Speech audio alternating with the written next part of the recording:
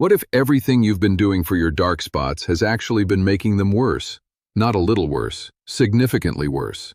And the products promising you results in weeks, the ones lining your bathroom shelf right now, most of them are targeting the symptom, not the source. I've spent 38 years studying skin. Specifically, I've spent decades in dermatology and integrative medicine, studying why melanin behaves the way it does in women over 30, and the gap between what the skincare industry sells and what the science actually says is something I think about every single day. My name is Dr. Haruko Tanaka. I practiced clinical dermatology in Kyoto for over 3 decades before dedicating the last 8 years to integrative research into natural melanin regulation. I'm now 74 years old, and if there's one thing that keeps me returning to this work, it's a patient I saw in my very first year of practice. She was 34, a school teacher. She came to me with patches of pigmentation along her cheekbones. Not dramatic, but they bothered her enormously. She'd been trying to lighten them for 2 years. She had tried hydroquinone creams, chemical peels, and several rounds of laser treatment. Each time, they faded slightly, then came back darker. She sat across from me and said something I never forgot. "I feel like my own skin is fighting me." She wasn't wrong. Her skin was fighting back, because every treatment she had tried was forcing melanin down, without ever asking why it was rising in the first place. That question, why is it rising, is what this entire video is about. Before we go further, I want you to look at one number. According to the Journal of the European Academy of Dermatology and Venereology, melasma affects up to 40% of women of Asian, Hispanic, and Middle Eastern descent at some point in their lives. 40%. And the recurrence rate after conventional treatment? Over 70%. That means that for most women, whatever removes the spots does not stop them from coming back. That recurrence rate is the most important number in pigmentation medicine, and almost nobody talks about it. So let's talk about it. Because if you understand why melasma and dark spots keep returning, you understand exactly how to stop them. And today, I'm going to walk you through the specific mechanisms driving your pigmentation and the natural, research-backed ways to interrupt them at the source. Not in 6 months. In as few as 15 days, you can begin to see measurable change if you apply what I'm about to share correctly. Stay with me, because what I'm about to explain in the next few minutes contradicts almost everything mainstream skincare has told you. Let's start with the part most people already know, or think they know. Sun exposure causes dark spots. UV radiation stimulates melanocytes, the pigment-producing cells in your skin, to produce more melanin. This is the explanation you'll find on every dermatology website, every serum label, every bottle of SPF 50. It's true, but it's incomplete. And incomplete truth is where most treatment strategies fail. Think of melanin like a smoke alarm. The alarm goes off when there's smoke, but the smoke alarm itself is not the problem. The fire is the problem. Conventional treatments spend all their effort disabling the alarm. The natural approach asks, where is the fire? In the skin, the fire has 3 sources, and unless you address all 3, the alarm will keep going off. The first source is UV-triggered oxidative stress. When UV radiation hits your skin, it generates free radicals, unstable molecules that damage your skin cells at the membrane level. Your body reads this damage as a threat, and melanocytes respond by ramping up melanin production as a protective response. This part you already know. What you may not know is that this oxidative cascade continues for up to 72 hours after sun exposure ends. Research published in the British Journal of Dermatology found that delayed melanogenesis, melanin production that begins after the UV exposure is already over, can account for nearly as much pigmentation as the immediate response.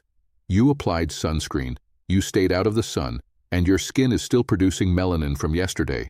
This is why people say, "I'm so careful about the sun and I still keep getting darker." You're not doing anything wrong. You're just missing the 72-hour window. I always explain it to patients like this. UV exposure is like throwing a stone into still water. The stone is gone in a second, but the ripples keep moving long after it's hit. The immediate fix? Antioxidants. Specifically, topical vitamin C, L-ascorbic acid, applied in a concentration between 10% and 20%. A 2017 meta-analysis in the Journal of Clinical and Aesthetic Dermatology confirmed that topical ascorbic acid significantly reduces melanin synthesis by neutralizing the oxidative intermediates that trigger it. Applied every morning before sunscreen, it intercepts those ripples before they reach the melanocytes. And if you're thinking, I already use vitamin C, I want you to check one thing right now: the color of your product. Vitamin C oxidizes. When it oxidizes, it turns yellow, then orange, then brown. An orange-tinted vitamin C serum has already lost most of its efficacy. Effective vitamin C is clear to pale yellow. If yours has turned, it is applying oxidation to your skin instead of preventing it. Now here's where it gets more interesting. The second fire, and the one that's directly responsible for melasma specifically, is hormonal signaling. Melasma has a nickname in clinical dermatology, the mask of pregnancy, because one of its primary triggers is estrogen. When estrogen levels rise, during pregnancy, during oral contraceptive use, during perimenopause when hormones fluctuate unpredictably, melanocytes become hypersensitive to UV. The same amount of sun exposure that produced no response a year ago suddenly activates far more melanin production. This is why melasma tends to follow a pattern. It sits symmetrically on the face, both cheekbones, the upper lip, the forehead, because it isn't responding to localized damage. It's responding to a body-wide hormonal instruction. If you've noticed that your spots are symmetric, that they sit in almost mirror image patterns on both sides of your face, what you're seeing is a hormonal signature, not just sun damage. And this matters enormously for treatment, because no amount of topical brightening will fully address melasma that's being driven by active hormonal fluctuation. You can lighten the surface all you like. If the estrogen signal is still active, the melanocytes are still receiving the instruction to produce. The natural compound with the strongest evidence for interrupting this pathway is tranexamic acid. Not the pharmaceutical version, but the research on it points directly to what we should be supporting naturally. A 2020 study in the Journal of Drugs in Dermatology showed tranexamic acid, even in topical 2–3% concentrations, significantly reduces melasma severity by blocking the interaction between keratinocytes and melanocytes triggered by estrogen fluctuation. It disrupts the communication pathway, not the melanocyte itself. The plant-based route to similar effect? Licorice root extract, specifically its active compound, glabridin. Glabridin inhibits the same tyrosinase enzyme pathway with the added benefit of anti-inflammatory action. A 2019 paper in Phytomedicine found licorice root extract applied twice daily for 8 weeks produced comparable results to 2% hydroquinone, without the irritation, rebound hyperpigmentation, or ochronosis risk that makes long-term hydroquinone use concerning. I want you to stop here for a moment. If you have melasma that comes and goes, lighter in winter, darker in summer, sometimes improving for months and then returning without obvious cause, this hormonal connection may be the piece of the puzzle you've been missing. Not a product, a mechanism. Type yes in the comments if this is the pattern you've been experiencing. I ask because I genuinely want to understand what you're dealing with, and because the answer changes what I'd recommend for you specifically. The third fire is the one I wish more people asked me about. It doesn't get a dramatic label. It doesn't make headlines in skincare marketing. But in 38 years of practice, I have seen it drive more persistent, treatment-resistant pigmentation than UV exposure and hormonal influence combined. It is chronic, low-grade inflammation. Think of your skin not as a passive surface, but as a living, reactive organ that is constantly communicating with the rest of your body. When there is inflammation, from UV damage, from processed food, from a gut microbiome under stress, from chronic poor sleep, from elevated cortisol, the skin releases inflammatory cytokines, specifically interleukin-1 and prostaglandin E2. These cytokines directly stimulate melanocyte activity. The best analogy I have found: imagine your melanocytes as workers in a factory, operating at normal speed. Inflammation is like a manager walking the floor, constantly telling them to work faster, produce more, don't stop. The workers can't ignore the manager. And as long as the manager is on the floor, production doesn't slow down, no matter what you apply from the outside. Research from the National Institutes of Health has identified what dermatologists now call post-inflammatory hyperpigmentation, or PIH, darkening that occurs specifically as a response to skin inflammation. This was originally observed in the context of acne scarring, but the same mechanism is at work in any skin experiencing ongoing inflammatory stress. And that inflammatory stress is often not visible on the surface. You may not feel inflamed. You may have no redness, no breakouts, no sensitivity. But if you are sleeping fewer than 6 hours, if your diet is high in refined sugar and low in polyphenols, if your cortisol has been elevated for months, your skin is receiving an inflammatory signal, and it is responding.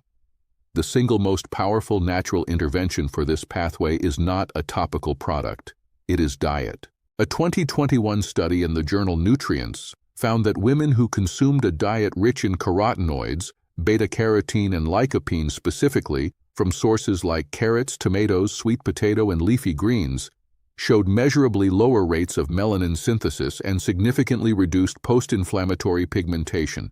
These compounds work both as internal antioxidants and as direct inhibitors of pro-inflammatory pathways in the skin.